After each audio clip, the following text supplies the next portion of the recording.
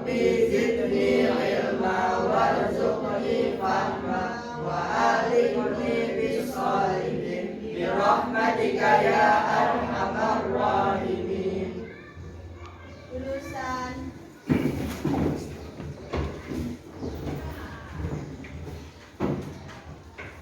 Baik, hari ini tidak hadir siapa? Saputri lagi Alfa. Yang lain hadir. Marselis sakit. Siapa? Marselis. Habis sakit.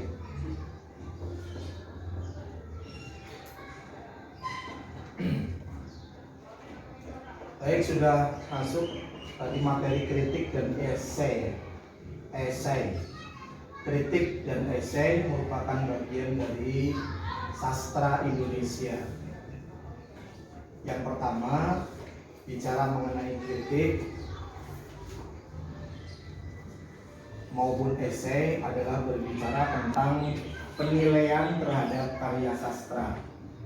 Penilaian terhadap karya sastra, baik buruknya, isinya seperti apa, lalu kita nilai penilaiannya pantas tidak pantas, baik atau buruk,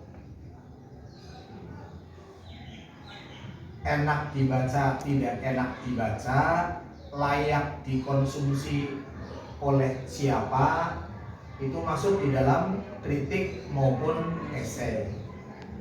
Bedanya kalau kritik itu bersifat objektif, kalau esai bersifat subjektif. Kalau kritik menilai buku, tapi objektif. Ini bukunya, karangan isinya ini, narasinya seperti ini, lalu kita punya standar, kita punya kunci, ya seperti apa, yang cocok sebelah mana, yang tidak cocok sebelah mana. Artinya semua orang pasti akan menilai yang sama. Itu kritik. Tapi kalau esai itu yang dinilai sama buku, mungkin novel, mungkin roman, mungkin cerpen, mungkin puisi, tapi dinilai menurut seleranya sendiri, ukuran sendiri, ukuran sang pengesai, sehingga bisa jadi antara pujangga yang satu dengan pujangga yang lain menilainya berbeda. Itu namanya esai. Ya, coba dibaca. Boleh berurutan dari Fadli dulu sampai mana? Ya, baca. Ya. Perencanaan produksi. Mengenai pengertian perencanaan produksi. Perencanaan produksi adalah proses menciptakan ide, produk, dan menindaklanjuti sampai produk diperkenalkan ke pasar. Selain itu, perusahaan harus memiliki strategi cadangan apabila produk gagal dalam pemasarannya, termasuk diantaranya ekstensi produk atau perbaikan distribusi, perubahan harga, dan promosi. Ya, kemudian Kesuksesan ekonomi produk suatu perusahaan barang dan atau jasa tergantung kepada kemampuan untuk mengidentifikasi kebutuhan pelanggan. Kemudian secara cepat menciptakan produk yang dapat memenuhi kebutuhan tersebut dengan biaya rendah. Hal ini bukan merupakan tanggung jawab bagian pemasaran, bagian manufaktur, atau bagian desain saja, melainkan merupakan tanggung jawab yang melibatkan setiap elemen perusahaan. ya, nggak cukup. Bagi sang pengkritik atau pengesai itu harus betul-betul dibaca, betul-betul dianalisis. Bukan sekedar membaca ringkasannya, bukan sekedar membaca garis besarnya, tetapi rinci betul. Yang dilihat titiknya bagaimana, komanya betul tidak, kalimatnya udah selesai atau belum, ini seharusnya kalimat tanya atau kalimat berita, ini pelakunya siapa, tempatnya di mana.